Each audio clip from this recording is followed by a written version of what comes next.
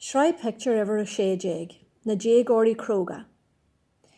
Maidin a wine a lar an gevri, vi shanar in a lís a chachsega. Vi an aimse go donna las mui. Vi se ag stjalu báistí le seachtain. Ní ro an aimsir le fiosú go cion tamil. Díri an shanar as a liaba agus hui sé sias an staia.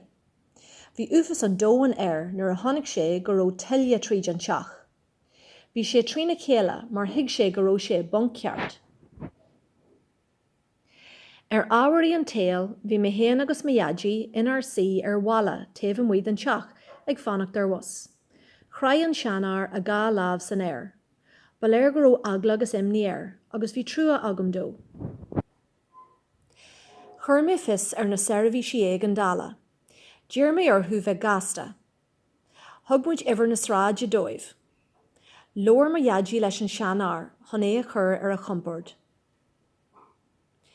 Ní a bhádar gur tháinig na fur dótein ar an láthair. Faoin am seo, bhí an tuisce bugnach suas go dtí leach na foinneoige. Chudí na fur dótein leis an seanar teacht amach tríd an inneog. Thug siad an seanar go dtí an tospadéal. Ró sé buchas linas chudú leis. Dúirt mé go ró mé sásta bheith mar chudú, agus dúirt mé iadji leis go méo sé arás sa bhála ribh wad.